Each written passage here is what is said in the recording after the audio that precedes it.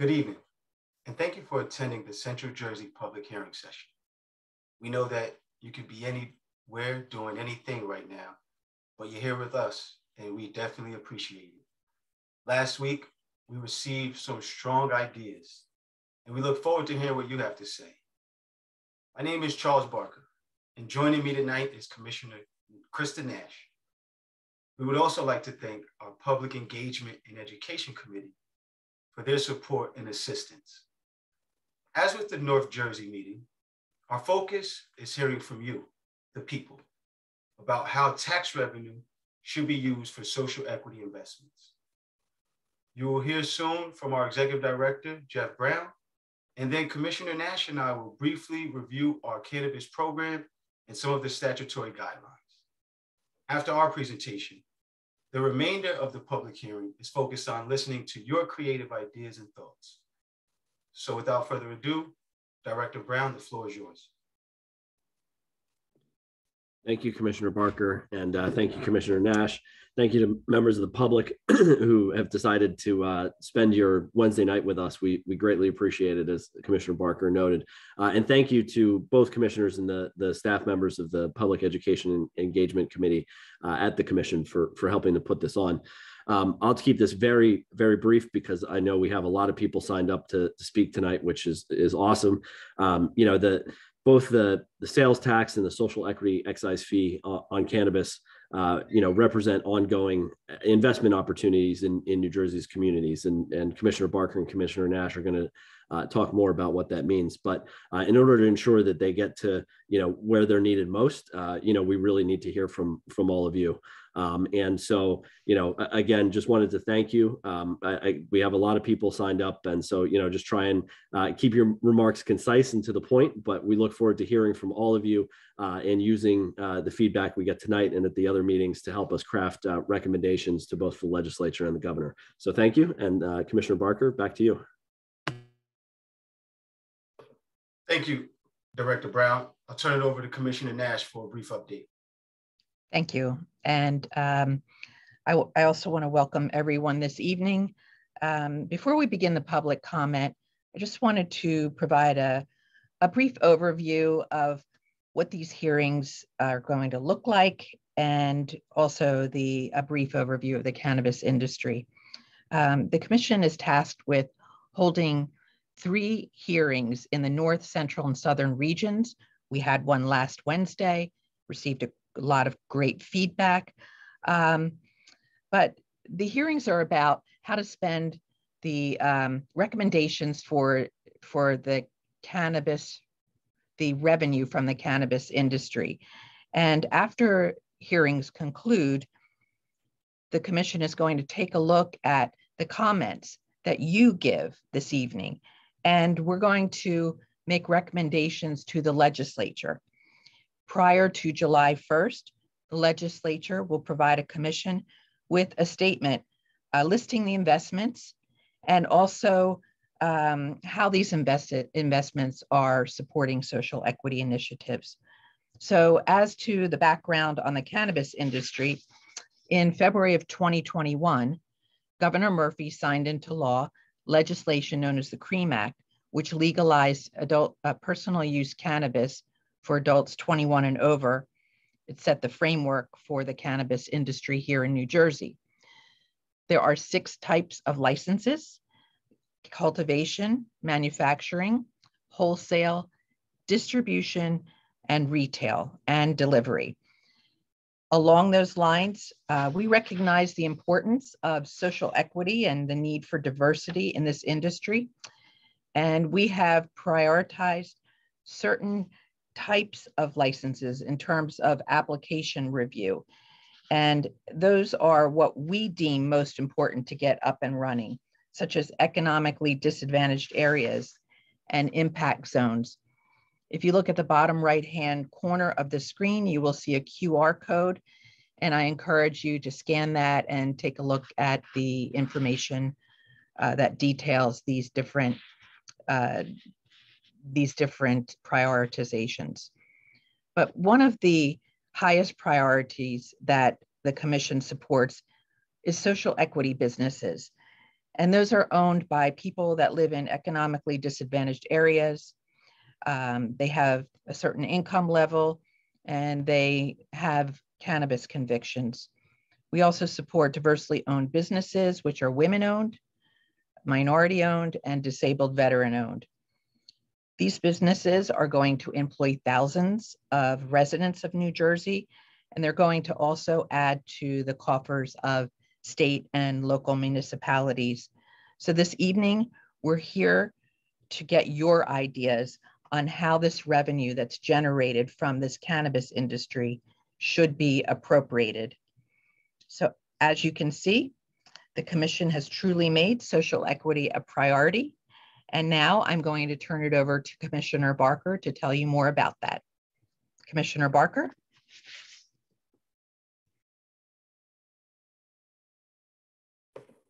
Thank you, Commissioner Nash, for outlining our program and some of the social equity rules we implemented to really encourage and target diverse representation within the New Jersey cannabis industry, especially for our most harmed people and communities. But what about the tax revenue generated, as Commissioner Nash just alluded to? Now, where does that go and how will it be used? Well, I'm glad you asked that. The CREAM Act establishes a CREAM fund where a majority of cannabis revenue will be deposited once personal use legal sales begin. Listed here are some of the different statutory requirements for the legislature to follow when appropriating cannabis tax revenue. One major provision that I want to highlight is that at least 70% of all tax revenue from retail sales of cannabis items will go towards social equity investments in impact zones. That was a lot, so I'm going to repeat that. At least 70% of all tax revenue from retail sales of cannabis items will go towards social equity investments in impact zones. Now, impact zones are supposed to represent and focus on socially and economically disadvantaged municipalities that were most harmed by the failed war on drugs.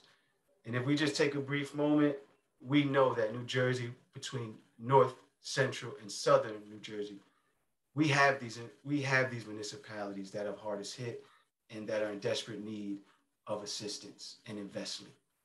Another provision that I want to highlight is that tax revenue can be used to provide direct financial assistance to qualifying people determined by the legislature.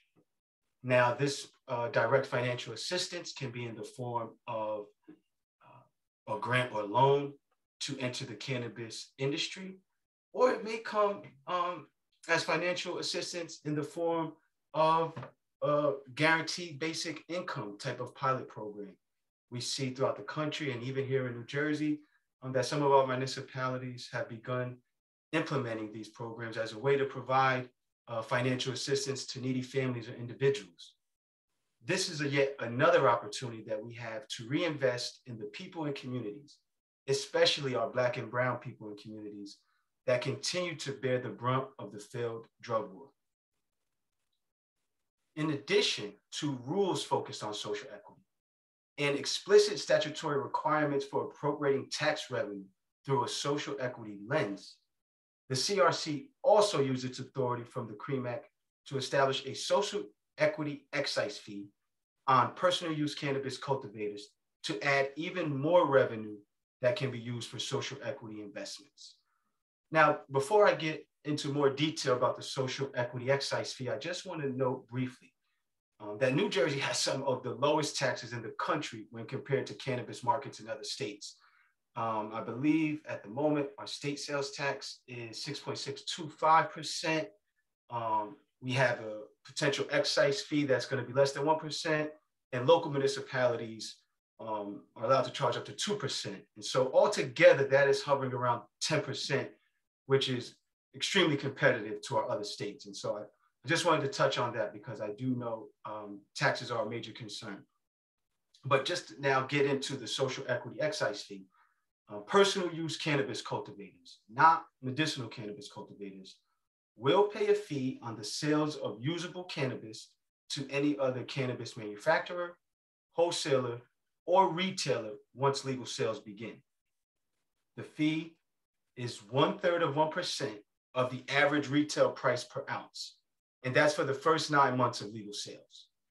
And so as you can see in the example before you on the screen, if the average price of an ounce of cannabis is $300 within those first 9 months, then the excise fee will be 99 cents. Now, states are generating hundreds of millions of dollars in cannabis tax revenue annually. In fact, I believe California generated $1 billion in cannabis tax revenue this past year. Now, after those first 9 months, the CRC can adjust the fee as the cost of cannabis changes. But know that all of the revenue, I repeat, all of the revenue generated through excise fees shall be used for social equity investments. And so as we consider how we're going to use tax revenue for social equity, just want to be mindful that with a majority of tax revenue from retail sales of cannabis items and all social equity excise fees going towards social equity investments, it is critical that we listen to you tonight, that we listen to your visions for social equity investments so that we can incorporate them into our recommendation memo. And I do want to make a point that it is our understanding that the recommendation memo to the governor and legislature that Executive Director Brown alluded to earlier, that will not be limited to just excise fees, but it will also factor in the majority of tax revenue so that there is a greater pool of funding to address necessary social equity investments. And we hear this come up time and time again from our public meetings to other conversations about the cannabis industry. There is no real right answer to social equity, right? You ask different people and they'll have different definitions. It may come in the form of improved healthcare, improved housing, youth services, financial literacy, educational advancements, economic opportunities, social inclusion, professional development. I mean, the list goes on and on. The key is that it aims to right the wrongs of the failed drug war and the harm that it imposed on countless families and communities. So please share your thoughts and ideas. We do research here at the CRC, and we do have ideas about what social equity investments may work throughout our state.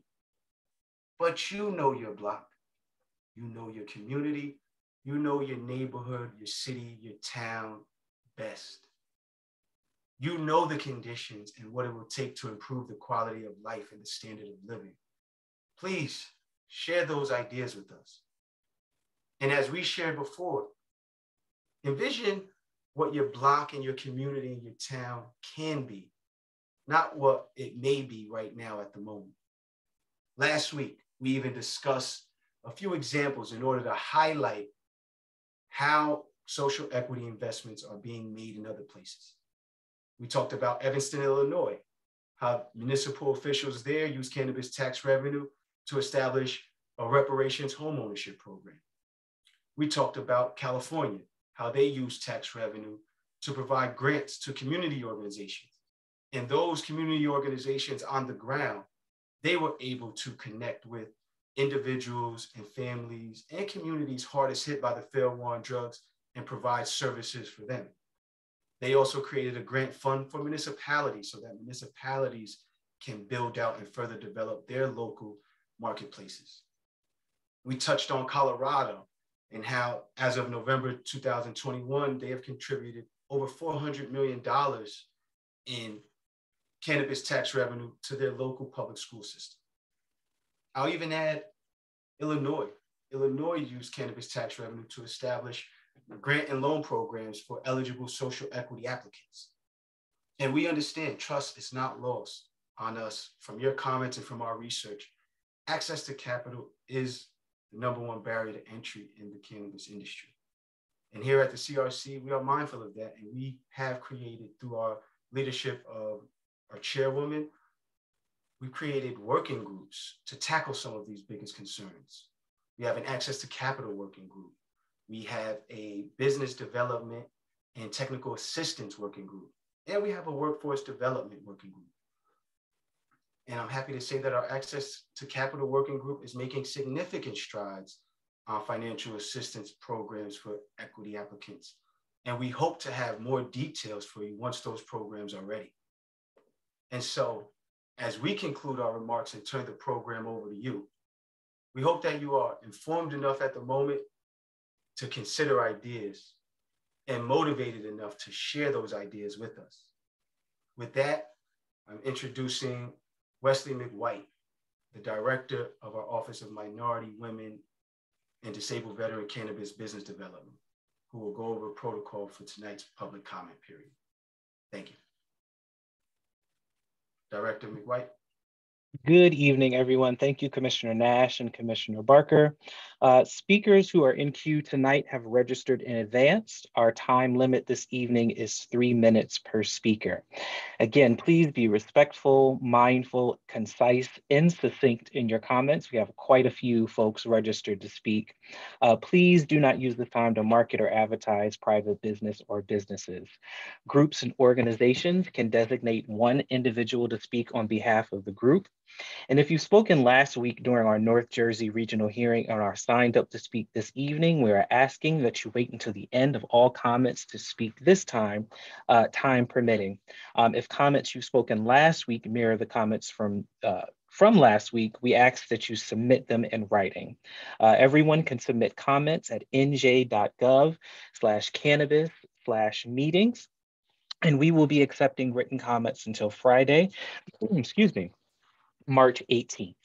For those registered to speak, please have your name or phone number you submitted during registration listed as your name here to make it easier for you to find. We will call 5 commenters at a time, and when you hear your name, please raise your hand and we will ask you to unmute. If you are dialing in, I don't see any phone numbers, but if you happen to dial in or to unmute yourself, you will press *6. When it's your turn. So let's begin. The first 5 commenters this evening is Thomas Stroh, Daniel Kessel, Brendan Robinson, Eddie Frierson, and Joyce Ship Freeman, Councilmember Joyce Ship Freeman. When you hear your name, please raise your hand. Again, that is Thomas Stroh, Daniel Kessel, Eddie Frierson, Councilmember Joyce Ship Freeman, and Randy Thompson. I see Eddie Frierson, and you may proceed.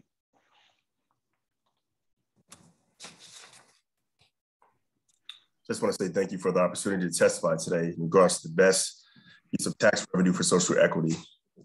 As we debate how collected fees on the sale of cannabis products can be used to make a community better, I want to share that today there is no doubt of our ability to end AIDS in our lifetime. As we try to reach that goal, HISIM can attest that the road ahead will not be easy. It will require a sustained commitment and additional resources. Our first priority will be to identify people with HIV who remain undiagnosed and link them to healthcare. Diagnoses is the critical first step of having access to proper healthcare and essential for people with HIV. Driving down transmission of HIV-1 to very low levels is absolutely an achievable goal, even without preventative vaccine. Smart public health measures aimed at closing the gap between when people get infected and when they initiate drug treatment are extremely promising, because this makes it very difficult for the virus to find its host. That is one of the major weaknesses of the HIV virus. It is less transmissible than many other viruses, and it is not unrealistic to look toward a future where the average infected person passes the virus on to fewer than one secondary host. Policies and programs that would support this goal include need to be highlighted and expanded. We need to secure additional funding to expand across the state and continue to make them a priority, They include the Community Health Worker Program, the Housing Collaborative, Trauma-Informed Care Project, the integration of behavioral care and primary health care settings, along with the expansion of financial assistance for our co-pays and other out-of-pocket medical costs for people living with HIV. We must reinvigorate our efforts to connect HIV-positive Jerseyans to therapies that maximize viral suppression to keep them healthy and lower the risk of transmission. This includes securing funding for existing programs that actively link these individuals to Medicaid, ensure same-day access to treatment for newly diagnosed, and fund new innovative community-based programs to support people to remain adherent. Through Medicaid, we must ensure that drug formularies established by Medicaid managed care companies are identical to the ADAP formula. In the absence of additional pharmaceutical rebates and increases in the federal funding, this would require New Jersey to commit additional state resources to ensure we meet our objectives. But living with the preventative HIV is about more than just having access to medication. The majority of the population affected by the HIV/AIDS has changed. They largely represent the most vulnerable, neglected members of society. They are poor, live with mental illness, and are addicted, lack stable housing, suffer from comorbidities, face homophobia, transphobia, and other severe implications of stigma because of their HIV status. They rely heavily on federal and state-funded healthcare programs that provide access to life-saving medications to support services. They struggle with navigate these complex systems and require assistance to remain adherent in treatment regimens. As a result, additional program assistance is required to help the diagnosed to remain adherent, undetectable, and less infectious. DHSCS can't meet all these needs. We need to call upon multiple agencies to maximize existing resources and request additional funds through the budget process to create or expand housing assistance programs for people living with HIV, especially the LGBTQ communities of color, drug treatment, on-demand, and mental health services. We also face challenges in our efforts to stop the spread of HIV epidemic in African-American, Latino, LGBTQ communities most at risk.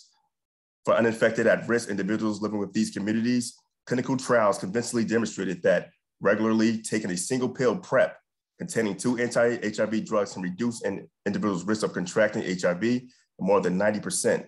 Unfortunately, this prevention strategy is vastly underutilized in New Jersey. New Jersey is not alone. Recent prevention strategies is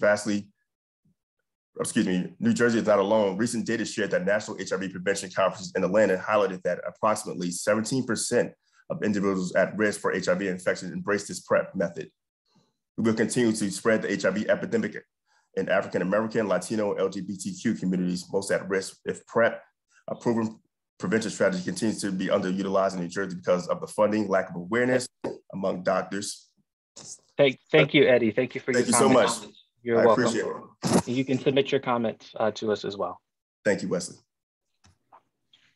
All right, one more time from this first group, it's Thomas Stroh, Daniel Kessel, Brendan Robinson, Councilmember Joyce Ship Freeman. I see Brendan Robinson. You may proceed.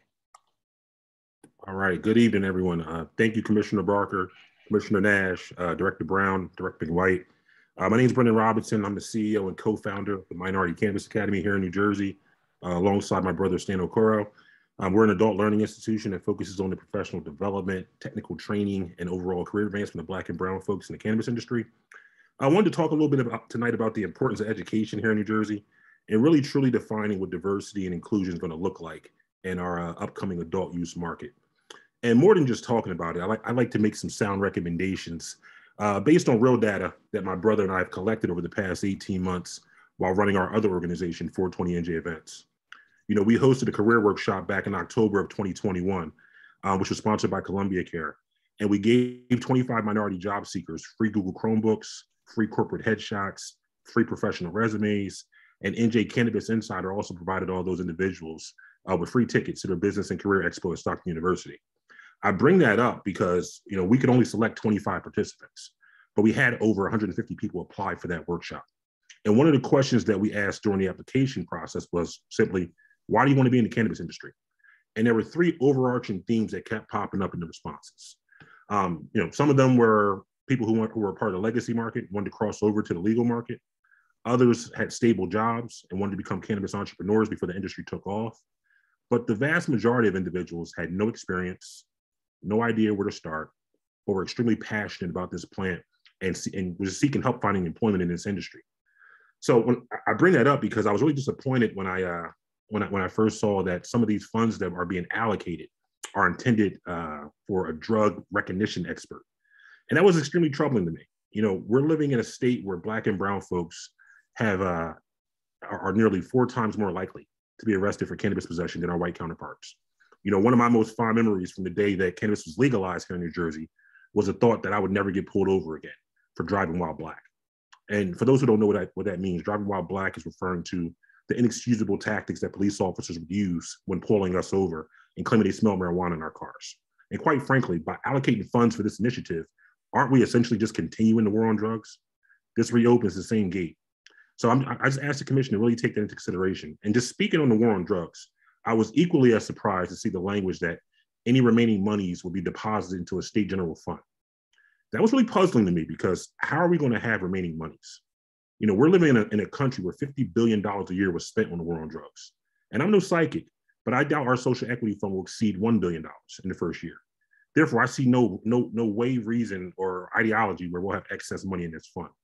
If there is excess money, that should go to the same disenfranchised communities that felt the brunt of the aforementioned war on drugs. So in closing, you know, I simply just asked the CRC to really think about these tax dollars and primarily where they belong. 70% to impact zone sounds great, but we need more transparency around where these funds will be allocated exactly. Because that should be with the men and women who have suffered because of this beautiful plan. The men and women who have suffered because of this unjust criminal justice system. Thank you, Mr. Robinson. Thank you so much. I appreciate you. Thank you. All right. For our next five will be Randy Thompson, Isaac Velez, Reva Foster, Nina Joknowitz, and Lee Gordon. If you heard your name, please raise your hand. That's Randy Thompson, Isaac Velez, Reva Foster, Nina Joknowitz, and Lee Gordon. I see Reva Foster. And you may proceed. Thank you so very much for allowing us to come on to make these public comments for the Cannabis Regulatory Commission's hearings. I would first like to say the overview that Commissioner Barker gave was excellent. It shed a lot of light on exactly, specifically, where the funding should be allocated. But I would also like to add that as any appointments and designated associates being made to determine how the policies are going to be evaluated and determining on the approval of the licensing, and the communities of color should receive special consideration. And I know that's what equity means, but I think it should be spelled out and defined more succinctly so that no one is misunderstanding exactly where the funding should be placed. Also, in consideration for the policies regarding the allocation of revenue from the cannabis market and industry in New Jersey, we are respectfully requesting that the Cannabis Regulatory Commission disperse those funds specifically in communities impacted most readily by the war on drugs, as you have already defined, but making sure that this is clearly understood to be in the communities of color where the war on drugs was mostly affected, as specified in the enabling legislations that allow this to happen in the first place. In addition, eligible organizations receiving funding should address issues related to unemployment and training and all the wraparound services that that community needs. Let's not forget about housing, adult education, the reentry program should be expanded, and substance abuse, education, health disparities, trauma, and crime prevention.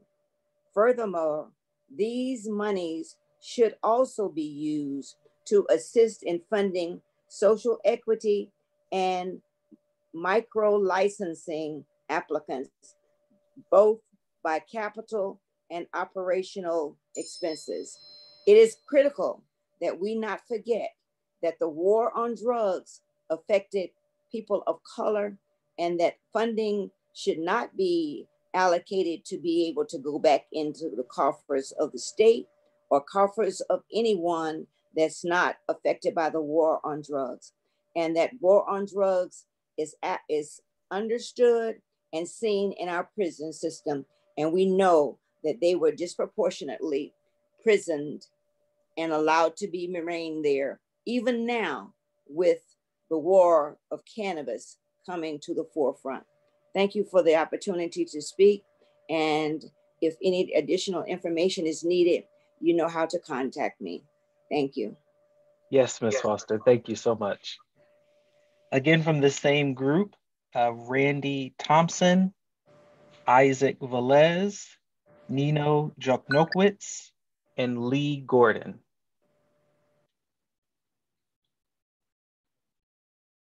Seeing none, I will move on to the next five.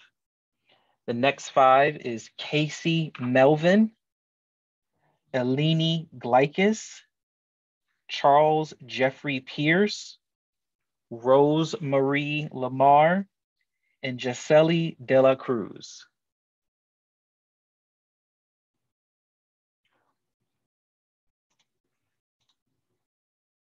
I see Rose Marie.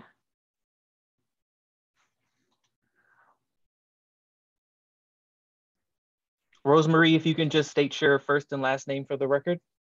Thank you. My name is Rosemary Lamar, and I would like to say thank you, and I appreciate the opportunity to speak to all of the commissioners. Thank you for this opportunity. I agree with everything that has been said, but I also am very, I think it's really important to consider that those residents that live, reside, and will be affected in the impact zones by the zip code, that they literally have a voice in the type of program that is relevant to their community. So for example, the excise tax that is collected, the 2% that is collected in, I'll just say Trenton because it's the capital.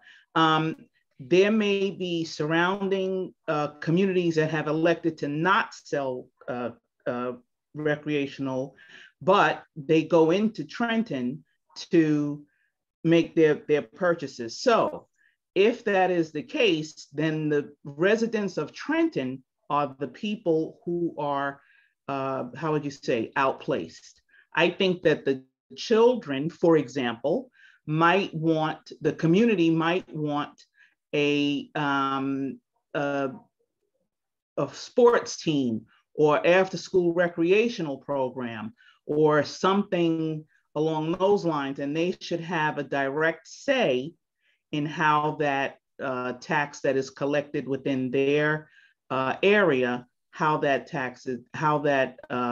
money is spent, and ensure that it is not then traded. Somebody else had said this earlier. Ensure that if there's any balance, that it is not transferred to operational funding, but strictly for the benefit for the community, and the community has a direct say in what they believe will benefit them. And I'm leaving rest of my time. Thank you so much. Thank you. Thank you so much. I see Charles Jeffrey Pierce. If you can state your name for the record, and then you may proceed.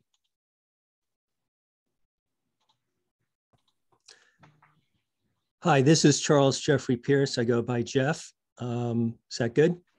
Yes, that's perfect. You may proceed. Yep. No, I just want to thank the commissioners for spending your evenings as well on these public forums. So it's works, for both you and us as the citizens. My remarks are pretty brief. I was just very interested to find out that there was an excise fee, and I'm a big supporter of applying it to help out the communities. I think my primary observation would be that anything related to education and letting people become more economically self-sufficient or have better jobs for themselves is what I would support. I'm sure that the communities will have several programs available that I'm sure the commission would work with within the affected zone. So I think in summary, I'm a big fan of education, and making it available is probably the biggest thing that could provide the most impact for the most people. And I actually like the idea you mentioned earlier in your slides about direct economic payments, talking about basic income. But I think if you were to empower qualified individuals to be able to use it for whatever, qualified educational opportunities there are, whether it's, training or related things, would be a good way to do that. So thank you very much, and I will see the rest of my time. Thank you so much, Jeff. Thank you for your comments. All right, seeing none in this group, we will move on to the next. That will be Beatrice Ulsterheld, Cantor Risa Wallich, Edward Lameau, Janine LaRue, and Dr. Drew Giddings. That's Beatrice Ulsterheld, Cantor Risa Wallich, Edward Lameau, Janine LaRue, and Dr. Drew Giddings. Once you've heard your name, please raise your hand. I see Janine LaRue.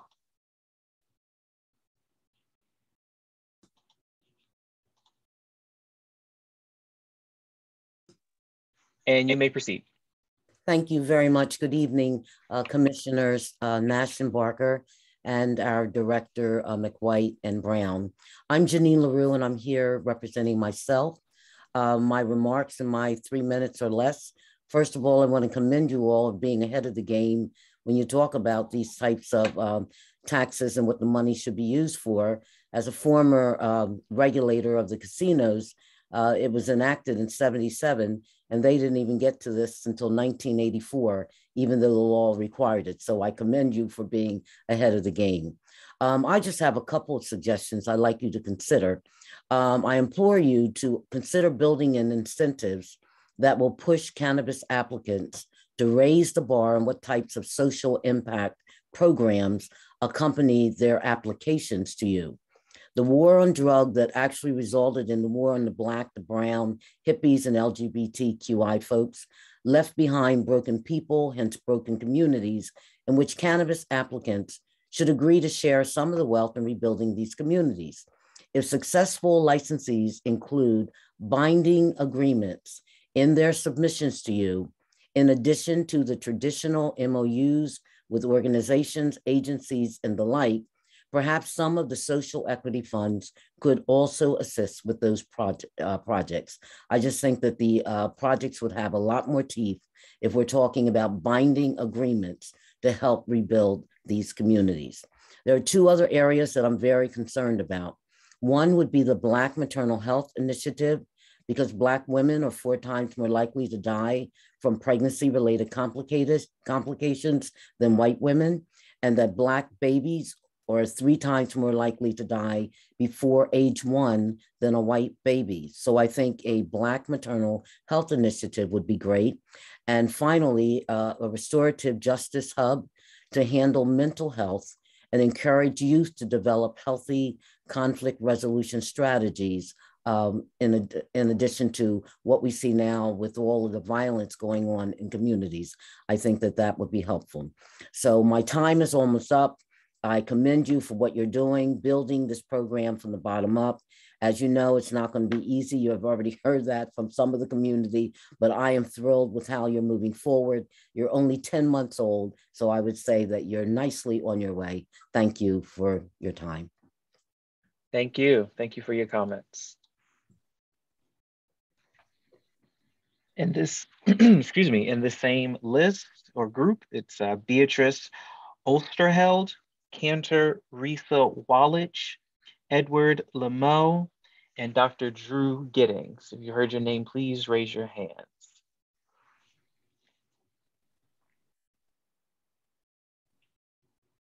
All right, seeing none in that group, we will move on to the next. Paul Baran, Casey Owen Powells, Christian Fuscarino, Jeffrey King, and Anna Delgado. If you've heard your name, please raise your hand. That is Paul Baran, Casey Owen Powles, Christian Fuscarino, Jeffrey King, and Anna Delgado. Seeing none, we'll move on to the next 5. And that is Reverend Charles Boyer, Ruby Clark, Earl E. Brown Esquire, Ben Rand, and Gail Muhammad. I see Reverend Boyer. You may unmute yourself and you can go ahead and proceed. Thank you so much. Thank you to the commission, and I will be very brief. I'm pastor of Greater Mount Zion African Methodist Episcopal Church in Trenton, the first and the oldest Black church in Trenton. I also happen to be the director of Salvation and Social Justice, and we have conducted many community level discussions all throughout the state. And we hear recurring themes around this, particularly in Trenton, being there in the congregation and in the community. We've heard several things about how this revenue should be invested. Some around health and trying to cover some of the spaces between coverage, particularly around mental health issues. Definitely Black maternal health is a major issue. Black and standing up Black maternal health centers led by Black women and Black-led organizations, particularly in spaces like Trenton, which is a birthing desert. A Black woman cannot give birth in Trenton right now. Also around harm reduction efforts. I also, I heard the great Janine LaRue lift up restorative justice hubs, alternatives for youth. Revitalizing a lot of the blighted spaces and housing stock in order to create community spaces. A lot of smaller churches in particular have dilapidated spaces that could be revamped and open to the community. So there could be some stipulations to utilize those spaces to be in service to the community.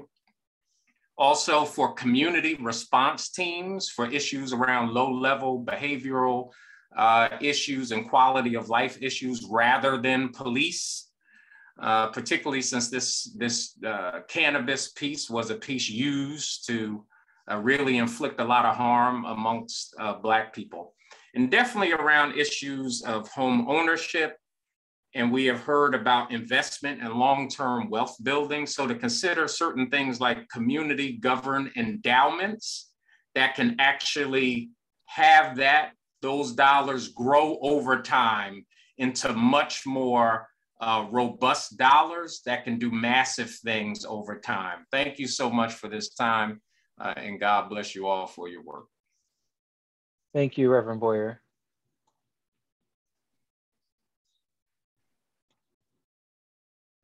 And this same group is Ruby Clark, Earl E. Brown Esquire, Ben Rand, and Gail Muhammad.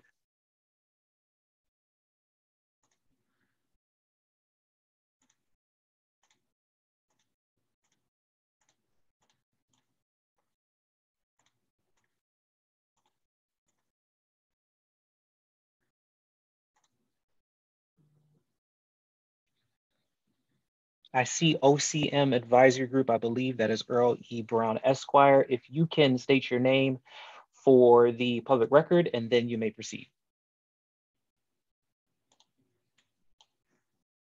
Yes, Earl Brown, OCM Advisory Group. Thank you for the opportunity.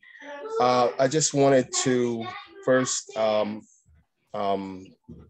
applaud the infrastructure for restorative justice that the commission has established. I think it's wonderful.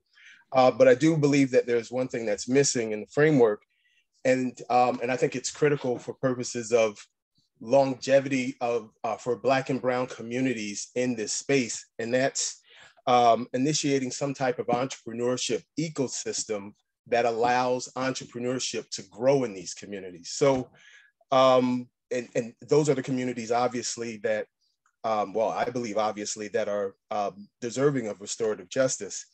If we consider the recreational cannabis industry as a growth industry, this is an opportunity for those communities to get in on the ground floor. And so to the extent that we can engender entrepreneurship in these communities, and that requires much more activity than just hoping that someone has a good idea and then they happen to bring it to market. Especially in a regulatory environment such as recreational cannabis, there's a lot of hoops that you have to manage. And the fact that the entry fee is a nominal one doesn't negate the fact that the process can be burdensome. So to the extent that we're able to have public-private partnerships that allow communities to kind of feed entrepreneurs, budding entrepreneurs into those arrangements and then support them almost as with an incubator approach, I think that would be something that if we could add that to the restorative justice framework, I think that would be great.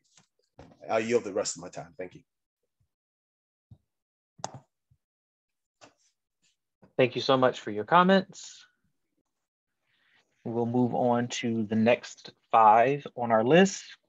It is Shakira Abdul Ali, Daryl G. Miles, Dr. Simona L. Brickers, and K. Price. That's Shakira Abdul Ali, Daryl G. Miles, Dr. Simona L. Brickers, and K. Price. Once you've heard your name, please raise your hand and we will give you permission to speak.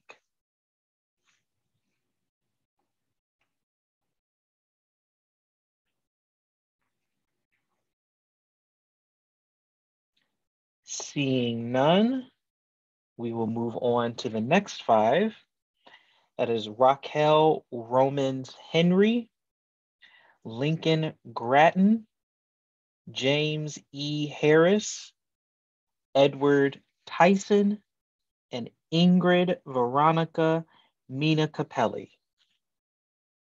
I see Raquel Romans Henry. You may proceed.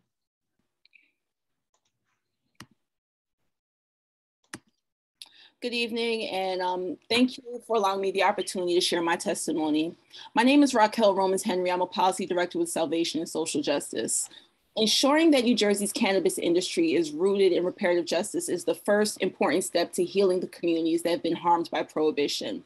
The thoughtful recommendations that you, the Cannabis Regulatory Commission, have been tasked with making are crucial to this process. And so I'd like to just lift up a few important points. First, the fees should be reinvested into communities that were directly impacted by the drug war.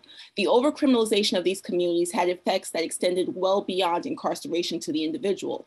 Mass incarceration and the effects of the war on drugs bled into every facet of the community and created barriers to voting, public assistance, child custody, financial aid, housing, and employment. The very factors that make a society viable were disrupted, resulting in generations of economic opportunity thwarted. So any conversation around community reinvestment should begin here. It should begin with a deep dive into our schools. Are our students, teachers, and staff supported in these spaces? Are there programs that challenge do these programs challenge and reward our children beyond the classroom? Are there enough affordable and accessible early education programs for our children? Conversations of reinvestment should include talks about housing. Are we investing in not just affordable housing, but housing that's conducive to the health and safety of its residents? When we discuss health and safety of our communities, are we assuming a holistic approach, one that invests in harm reduction services, community recreational programs, access to healthcare and supportive services and employment? Communities are neither good nor bad. What separates one community from the next, makes one more desirable than the other, are its institutions. New Jersey cannot claim to have begun the real work of repair until significant investments are made to these vital structures. Secondly, the money for the excise fee should not be spent on law enforcement. It should not be spent on law enforcement or any law enforcement adjacent profession. Law enforcement already secures a significant amount of state funding. What we are calling for are significant community investments into harm reduction services, such as community-led first response programs for calls that do not impact public safety, such as mental health crisis and substance abuse calls. Lastly, transparency is central to this process. Black communities are too familiar with being excluded from the table where decisions are ultimately made. This process cannot be yet another example. There must be community participation in all areas of the reinvestment process. These hearings are a good first step, but there needs to be robust outreach and educational campaign highlighting opportunities for public input. That outreach should extend to public libraries, churches, municipal buildings, etc. And yes, there should be additional hearing dates for comments. Thank you so much for hearing my recommendations. I yield the rest of my time. Good evening. Thank you so much for your comments. And I see Ingrid M. If you can just state your first and last name for the record, and then you may proceed. Good evening. My name is Ingrid Minicapelli. Good evening, Commissioner Nash and Commissioner Barker. Like I said, my name is Ingrid Minicapelli. I am a U.S. Army veteran from Perth Amboy, and I am here tonight to express not only my concern for my people and community, but to share my hopes and dreams like Commissioner Barker has asked. They say veterans are the backbone of this country. Without them, there would be no United States of America, no life, liberty, or the pursuit of happiness, and no way to ensure that our country will continue to be the land of opportunity it has been known to be. Veterans have protected our rights as Americans and made the dreams of our forefathers possible. War, although horrid, is an inevitable within humanity, as you can see with what's going on in the world today. Our future veterans will be there to protect our blessed land and values. Throughout history, our veterans have put their lives on hold and at risk to protect our country. And when it's time, many are afraid. Our veterans were afraid as well, but they answered the call of duty and rose up to fight for our nation. Many had to endure hunger, loss, pain, and desperation, but still they served with a purpose, willing to make the ultimate sacrifice. Now we are home, some old and frail, suffering from anxiety disorders, depression, Agent Orange, MST, TBI, and PTSD, just to name a few. And somehow we are expected to be who we once were before the military and war. Cannabis has helped alleviate my symptoms and has given me a purpose to not only live, but thrive. Tonight is not about me, however. I am here for the voiceless and suffering, for all my brothers and sisters who have lost the battle to PTSD. If only the VA would have recognized the many benefits of cannabis, they would all be here tonight. Tonight, I plead and urge you to take into consideration our brave men and women from the great state of New Jersey and show them that we will not fail them. We are forever grateful for their sacrifice and bravery to serve our nation and our state. New Jersey can do better for its people and its heroes. My goal is to work alongside our beautiful Garden State, serve, restore, and elevate my community. I ask to please take Green Zone Wellness into consideration when deciding where funding will go. I ask it be non-monopolized by the wealthy and multi-state operators like other states. These are opportunities and changes that can be made for past, present, and future generations. Green Zone Wellness will be an innovative MWR-like facility catering to individuals within the community and will offer cannabis education and resources, mental health support and resources, as well as individual needs and additional services as funding becomes available. Thank you. Thank you.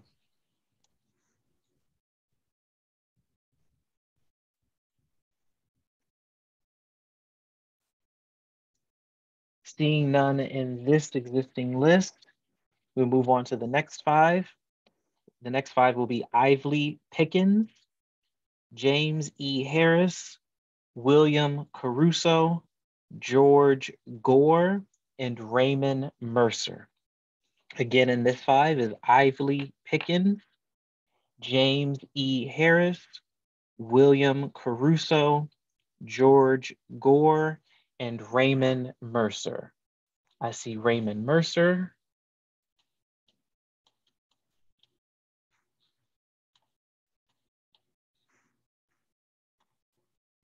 And you may proceed.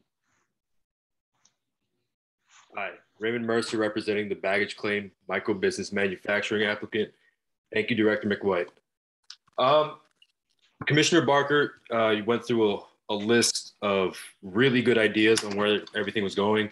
I just wanted to expand upon that with specifically the grants and loans. So 23 ATCs are expanding, or at least I'm going to make the assumption they are because they're ATCs. So conservatively, the fees, maybe about $5 million from them, right? So the main problem with using the tax revenue for future social equity applicants is that they're in the future. The social equity applicants now don't have access to a fund like that. So I believe that the fees used from that expansion, the expansion fees that were listed in the schedule, upwards of $800,000, $900,000 to $1 million, be available to social equity applicants, not just in impact zones. And most importantly, the fund must be run independently from the CRC to avoid conflicts of interest. I just think that's pretty self-explanatory there. And for the most part, I think hiring some more people for the CRC, I'm sure you guys are backed up. You mentioned a lot of hundreds of conditional applicants, 45 pages each. If there's 1,000 applicants after the upcoming March 15th deadline, that's 45,000 pages. That's a lot of people who need to read those pages. So maybe some of that money goes to expanding the CRC. As much as people want the money to go somewhere else, I think helping the CRC help itself would help everyone. I yield the remainder of my time. Thank you. Thank you. Thank you for your comment. I see George Gore, and you may proceed. Thank you. Today, I just want to speak about a couple of issues that, as we traveled around the state prior to this law being implemented, and we talked to a lot of people in a lot of communities about a lot of things. One of the things that I have not heard mentioned is some of the laws that will have to change in the state of New Jersey. For example, if you're in Trenton, there's no place hardly in Trenton that you can be that's more than 1,000 feet from a school. So that law has got to be modified, changed, or rethought about. And that has to do not only with growing, but the fact of having it somewhere they have the different places that you could purchase that. So we've looked at a lot of the laws that are in the state of New Jersey that are in conflict with us, this proposal of cannabis. We supported it in concept when it was going around, and we looked at those. The other thing, we talk about security and distribution. If you look at the cannabis locations and where they're actually placed, there's going to have to be extra security that will be either on the onus of the state, the city, or somebody, okay, to protect the entities that are around it, to be sure that things and people who are buying and consuming it are doing that. It's things such as being on the street, okay, and using it. A lot of the laws, again, in the state of New Jersey are really going to have to be modified to be able to do this. The other thing is the distribution. How is it going to be moved? How is it going to be moved in and through cities? What laws are we going to have to implement to make sure that it is done safely and security? Again, we've talked about the money, but nobody's talked about the money that it's going to cost to implement the entire system. The system itself is going to have a lot of requirements. If you look at California, you look at Colorado, and those are the surprises that they got. I know the two guys have looked at a lot of those things, but what we haven't had any really discussion among the communities and the towns of those things that will have to be changed in order to implement. A lot of the towns are now saying they don't particularly want it, and I understand that. But what happens is that the community itself needs to be sure that this is going to be a safe, secure environment, and that the funds actually going to be redirected to where they need to be directed as they come in. The other thing is we need to stop and think about what happened during the liquor laws and all those things that were promised. It's easy to promise, very difficult to deliver. So as we look at that, the legislation that is going to be involved in this needs to also be a discussion that has happened among not only the legislators themselves, but local people in the towns in terms of the mayors and the city council, and also the schools. And we have not taken all of those things in consideration as to changes in laws that are going to happen in order to make this implemented and carried out in a safe and secure manner. Thank you very much. Thank you. Thank you for your comments.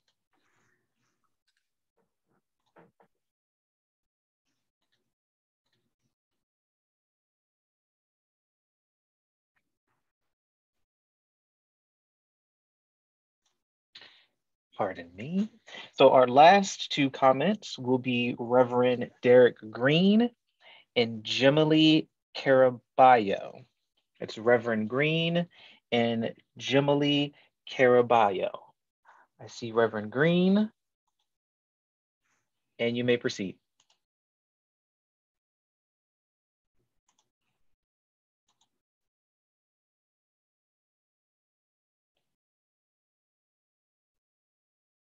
Have to unmute yourself if you're speaking, Reverend Green.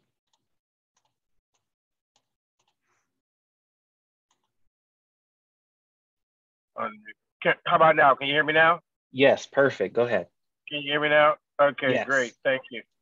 Thank you for this opportunity to the commissioners and all the directors and everyone that's here on this evening on this important topic. I want to say thank you to everyone. And I'm here on behalf of Interfaith Action Movement. I am. And also here, our leader, Reva Foster from New Jersey Black Issues Convention, has already spoken and given her comment that we want to ditto that comment as well. I just want to bring a point out in reference to a hard hit demographic from the war on drugs. And I believe that as we talk about impacted communities, we need sound data to know what that impact has been. We can talk about it, but we need good sound data from folks in academia and others to tell us about the impact, particularly here in New Jersey. I believe that some of the funds should go to funding a study to look at the impact that the war on drugs specifically has had on communities of color here in New Jersey, whether it's Trenton, Camden, Newark, or Jersey City or wherever. I believe that dollars could be used to get good sound data so that if we are trying to use this money to impact those communities, we can target those dollars to make an impact. And I would say that as we talk about communities and we talk about demographics, and I know legally it's difficult to put race into the equation here in New Jersey until we get a disparity study. I do believe that we ought to look at the Black family, in particular, Black men. Black men have been impacted by the war on drugs, Black men and women in particular, but Black men have filled up the jails. I have family members that have filled up those jails, and their families, their communities have been impacted for generations. And that needs to be studied because we can talk about it, but when we talk about my cousin who went into jail in the 1980s, right at and 90s, his children and grandchildren are still impacted by that. So I'd like to propose that we do studies on that. And Rutgers University School of Public Administration and their Dean Manyfield is brilliant in this space. And I recommend something like that. In addition to, as our chairman, Reva Foster, eloquently stated, that when we talk about organizations getting funds and we talk about those wraparound services and housing and affordable housing and job training, adult training, I've heard other great ideas tonight as well that I support 100%. But there are many organizations out there that are on the front line, and they should receive funding from this as they are fighting the impact of the war on drugs. And then lastly, as our chairwoman stated, that some of those dollars should go to funding the social equity licenses and also the micro licenses, both from a capital investment and also operations as well. Thank you very much. And again, to the CRC, like my sister Jean LaRue said, you all are 10 months old and are doing an amazing job out there in the community. Keep it up. And we want to work closely with you so we can get this right. God bless you. Thank you. Thank you for your comments. I see Jimali. If you can just state your name for the record, and then you can go ahead and proceed. Your first and last name for the record, please. Hi, good evening. My name is Jamali Caraballo. I want to thank everyone on this call. Thank you for having me on this call. I'll reintroduce myself. My name is Jamali Caraballo. I am the Vice Chair of the Housing Authority here in the great city of Paterson, New Jersey. I'm here to state that I am representing myself. I am not representing the Housing Authority, but I am a advocate about housing and how housing here in New Jersey, how much we need it. So recommending on how to allocate that and fair housing for our residents here in New Jersey.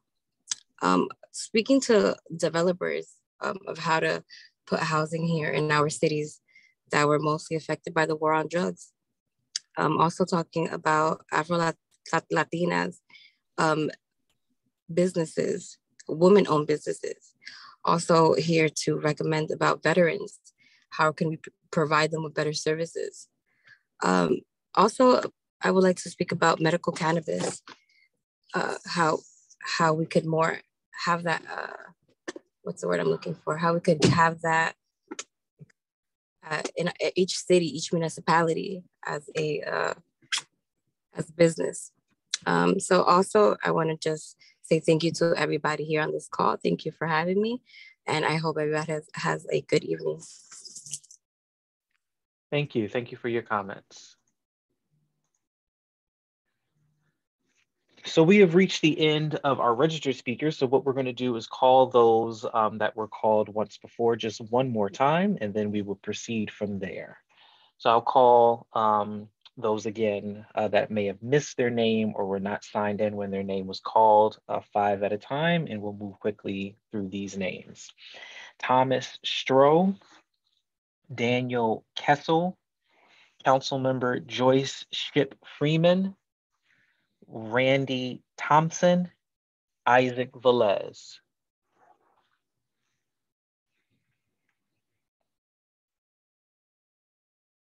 Seeing none of those, Nina Joknowitz, Lee Gordon, Casey Melvin, Alini Glikis, Gisele De La Cruz. Seeing none of those, Beatrice Osterheld, Cantor Risa Wallach, Edward Lameau, Dr. Drew Giddings, and Sarah Goet. Seeing none of those, Paul Baran, Casey Owen Powles, Christian Fuscarino, Jeffrey King. All right, I see Jeffrey King. You can just state your first and last name for the record, and then you can proceed.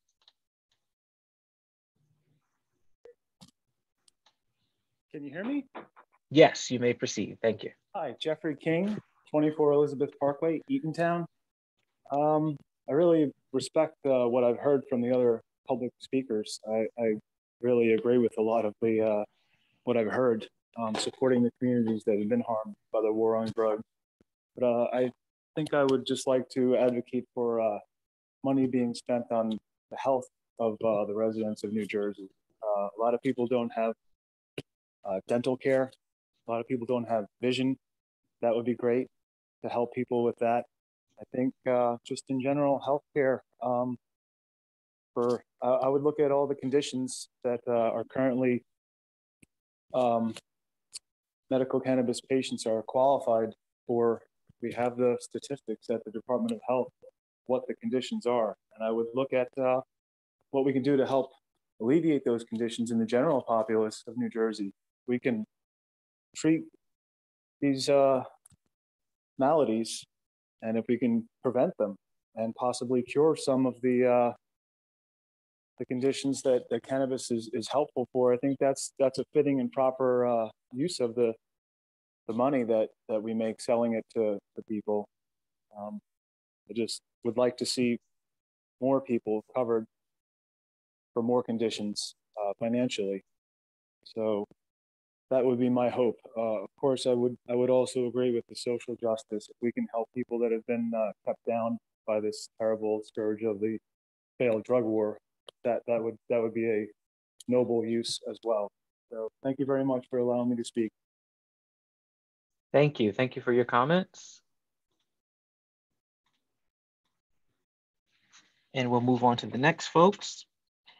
Anna Delgado, Ruby Clark, Ben Rand, Gail Muhammad, Shakira Abdul Ali. If you heard your name called, please raise your hand and we will unmute you.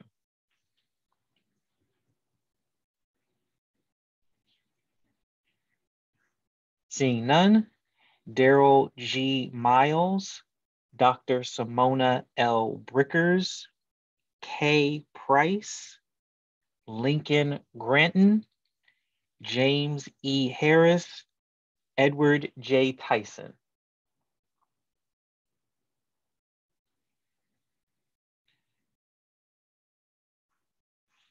Seeing none, Ively Pickens, James E. Harris, William Caruso.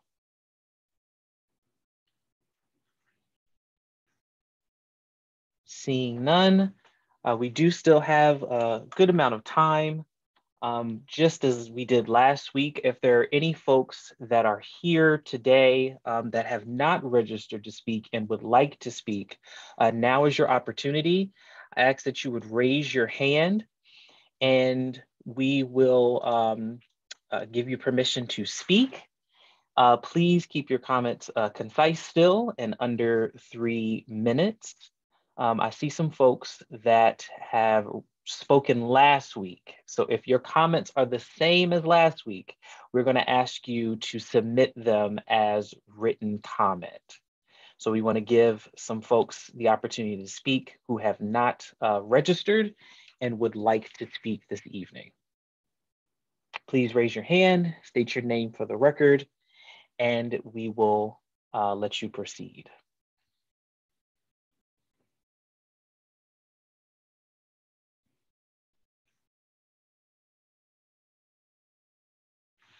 All right, I see Hassan Austin. You may proceed. Yes, can you hear me? Yes. Yes, hey, good evening. My name is Hassan Austin. I'm managing partner of MTN Biz Development, a business development firm. We aid the public and private sector from concept to capitalization in achieving business goals in cannabis. This includes helping municipalities with crafting complex language for social equity policy. So I do want to thank the New Jersey attorneys who allow us to subsidize their retainer fees to make this possible. Paying it forward is how we move the industry forward. We see a lot from my vantage point, and I'm always inclined to share if it helps grow the marketplace. So I do want to reiterate that this forum is much needed. I'm so glad that the CRC is forward thinking with getting feedback from the public. It's very helpful, as I'm sure you guys in formulating guidelines. I heard some great suggestions here last week as well as this week, and looking forward to hearing more. Social equity can be a very complex subject matter with so many moving parts. Is it equity? Is it opportunity? Is it financial? Is it technical? Is it relief? Is it repair? What is social equity? Many agree, some differ. One common theme is that there needs to be a sufficient, effective infrastructure in place on the local level that will satisfy the social equity mandate. We feel one of the best ways to spend cannabis revenue is for municipalities to invest into business incubator programming on the local level. Even consider a business incubator facility. When I say business incubator, I mean a program or a dedicated center for people, entrepreneurs to visit and help develop their product, goods, and services. This type of program development entitles members to incubator benefits, including funding. So a business incubator will enable many objectives, whether funding, technical training, cannabis education, expungements, housing, and otherwise. A business incubator program makes all things very possible. Plus, incubators are natural public and private partnerships occur. Business incubators are proven. They're proven business models. Business incubators can facilitate, and they generally are, they become the fabric of the community, the neighborhood, the community are vested in this space. Many people are familiar with WeWork. It's a business incubator where people go acquire tools, resources, training, education, and a dedicated space and program.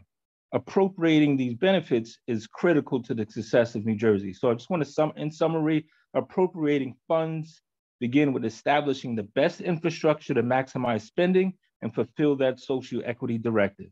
Thank you. Thank you. Thank you for your comments. Once again, for those of you that are in the audience that have not registered and would like to speak this evening, please raise your hand. State your name for the record and then proceed. All right, Dr. Monique Hamilton, you may proceed. Hello, I am Dr. Monique Hamilton, and I'm board certified in internal medicine. I'm the co-founder and lead physician for the Dr. Moni Hanley Medical Center, DMMC, in South Orange, New Jersey. The expansion of the cannabis marketplace in New Jersey requires investment in cannabis education in New Jersey communities. There is still a significant stigma associated with cannabis, which impacts the acceptance of cannabis in these communities. Potential patients need to understand the benefits of cannabis as a treatment for their conditions. Police officers, EMTs, and other first responders need training on how to engage with the community in this new cannabis marketplace. I believe that the establishment of a state-funded cannabis education initiative, which includes cannabis education workshops for senior centers, veterans groups, and municipalities, is the most critical component in breaking down that stigma to help save people's lives. These workshops will inform the community about the many medicinal benefits of cannabis, the forms available for consumption of cannabis, and the potential effects it has on the body. Educating the public about cannabis is crucial in the expansion of this market in New Jersey. The lack of knowledge about the benefits of cannabis leads to avoidance by constituents in many municipalities. And as a result, these New Jersey municipalities are more likely to opt out of allowing cannabis businesses in their communities. The CRC has done a wonderful job in crafting policy that best serves the patient population in New Jersey. We want to thank you for your tireless efforts, and we want you to keep up the great work with the many challenges you may face. I would also like to thank the CRC again for providing the public with this opportunity to give our input on how the collective fees on the sale of cannabis products can be used to improve our communities. Thank you.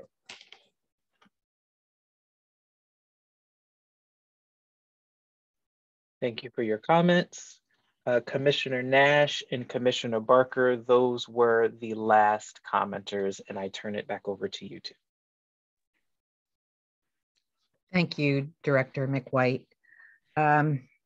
Wow, I am touched by the many comments and unique recommendations here today. So much so that I had to revise my notes as to my closing. So what I want to say is this. This commission is comprised of individuals with diverse backgrounds.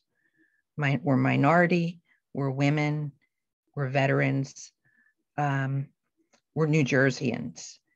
And there's nothing more that we would like to see than communities in New Jersey that have been harmed thrive. And that's why we're here today. We are listening to you. There were, I want to say, only about 50 people on this call today. And I would ask that you share with your friends and family and share far and wide, because next week we will be having another hearing, and we need more people to step up like you did today and tell us your ideas. We are aware of these, but we want to hear from you. So I just want to thank you for being here this evening and tell you that We appreciate you. So thank you. Commissioner Barker. Thank you, Commissioner Nash.